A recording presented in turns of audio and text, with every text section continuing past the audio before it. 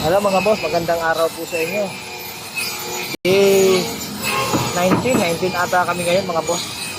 Kaya nag-prepare na po ako para po sa nag-aabang po ako ng electrical dito po sa pinaka fourth floor. Ano po, bubuhos na po kami. Ayan po yung mga gamit natin. Ano po, ito po yung sa mga nagtatanong paano ba i-layout ang electrical, ano mga kailangang gamit. Ayan po mga boss. Ayan. Meron tayong Neltex cement, meron tayong cutter, ano po. Ayan, may mga elbow. Hindi na po ako gumagamit ngayon ng mga ang tawag yan, yung flexible kasi pag walang ang kaibahan po kasi yan mga boss, kapag ka PVC na ganyan, kahit wala kang alambre, pwede. Pag flexible po, kailangan lagyan mo ng alambre. Ayan. Then mga boss, nagsisimula na po ako. Naglagay po ako ng abang para sa ilaw doon sa pinaka-terrace. Sa labas na kasi yan. Ayan naman yung supply ko galing sa breaker, pababa dito. Ayan mga boss. Ano po, ayan. Tingnan po natin kung ano mga boss. Ano po, kung tama ba itong ginagawa ni Boss Ray. Ayan. Ayan natin ilagay yung video natin. Ayan mga boss, kailangan kaya ako po dinidikit ng Neltex cement mga boss para hindi umurong, hindi mabunot. Tapos tinatalian ko po ng alambre para siguradong hindi magbago.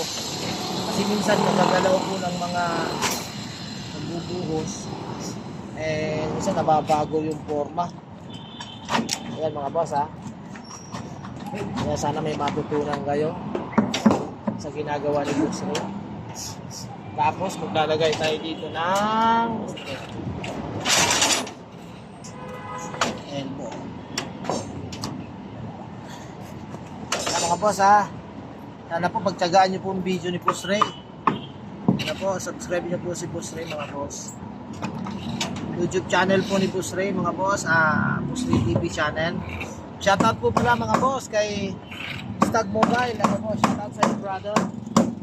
Hindi tayo nakakapag-tapin.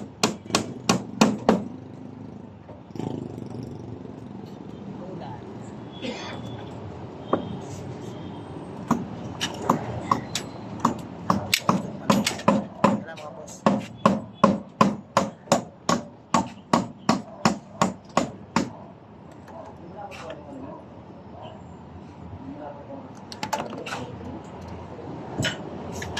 Ayan mga boss, itong gamit na to maganda siya dahil hindi mo nakagaganyanin mo lang, parang flies.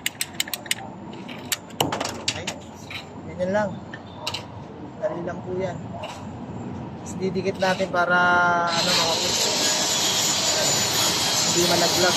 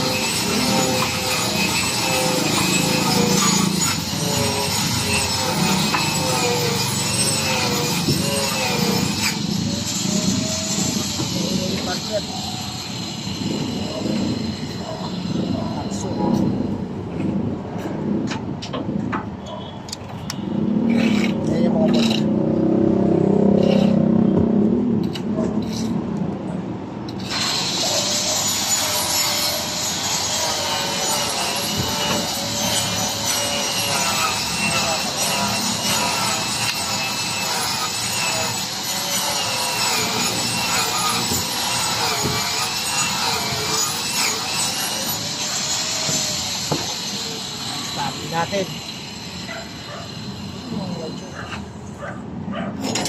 Mamaya papakita ko po sa inyo.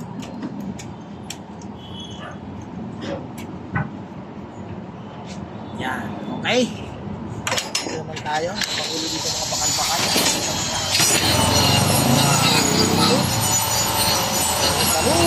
Malayo.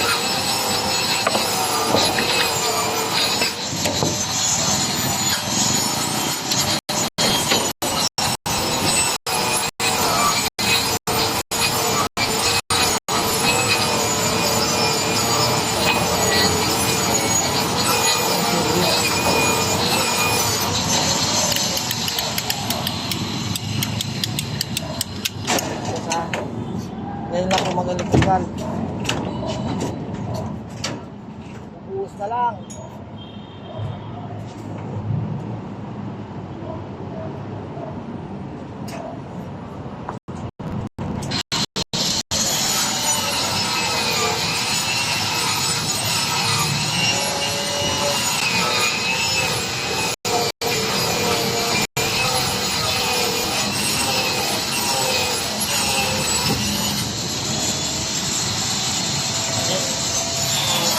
Wala.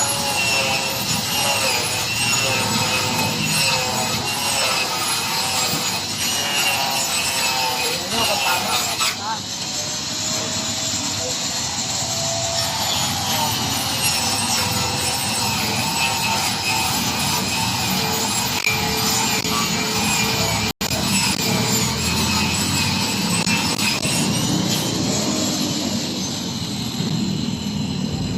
At dalhin niyo po sa mga bakal para hindi mo gumalaw. Kasi pag gumalaw, diba?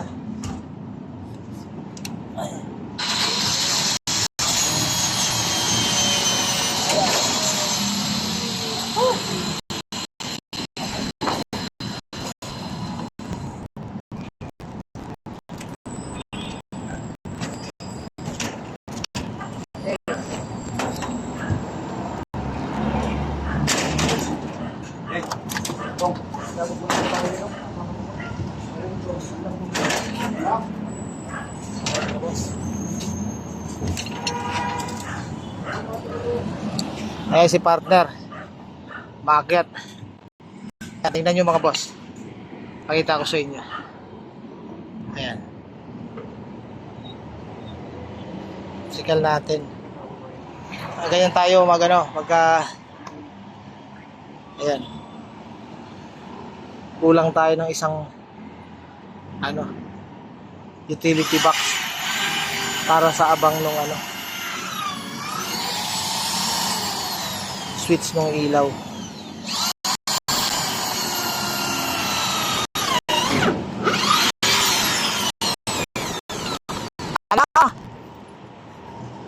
Kaloy! Mayroon bang utility box ako nakita dyan eh? Hindi ako naintindihan mga boss. Ayan po. Dito naman, abang tayo dito para sa outlet. Papasok natin yan dito. Tapos dito sa kabila. Tapos doon sa kabila ay para sa aircon. Dito na natin kuhanin sa itaas. Kaya ang papasok na wire po dyan, bali 4 para sa aircon saka sa mga outlet. Ano po? Kasi yung ilaw po nito mga boss, ang wiring naman ng ilaw doon sa kesame. Ano po? Bali, papasok na siya doon, pupunta siya doon. Yung naka-L na yan, yun. Makikita nyo po yun. Yun. Yung supply. Napasukan natin ang 6 na wire yan. 4 na 12, 2 14, 6 kasya dyan, 8 hanggang 8 wire po kasi halos ang kasya. Doon sa mga nagtatanong po mga boss, ilang wire ang kasya sa isang PVC na 1/2 hanggang 8 yan kapag 14. Pero kapag number 12, mga 6 kaya pa yan. Yan, papasok siya dyan sa na yan. Tapos pababa siya doon, yung switch naman ng ilaw para sa terrace. Kasi siyempre may mga bigayan, hindi naman natin yan. Pero ang connection na yan mga boss, mga ilaw doon na sa ilalim ng kesame. Sa kesame na sa loob, po. Tapos pagdating po dito, ito supply na lang po ito para naman sa mga outlet po natin. Yan. Maglalagay po tayo papunta ron ng outlet ng aircon, outlet dito sa baba, tapos dito. Ano po? Kailangan ko pa ng isang junction box para naman kaya doon ko na ilalagay sa gitna siguro. Mamaya ihahabol na lang po natin. Ano ko mama? Sige po mga boss, at kapag natapos ko po ito, bibidyohan po ulit natin ano po, kasi baka masira yung cellphone natin, maipit dahil si partner ang gugulo eh. Oh. Buhos po namin ngayon mga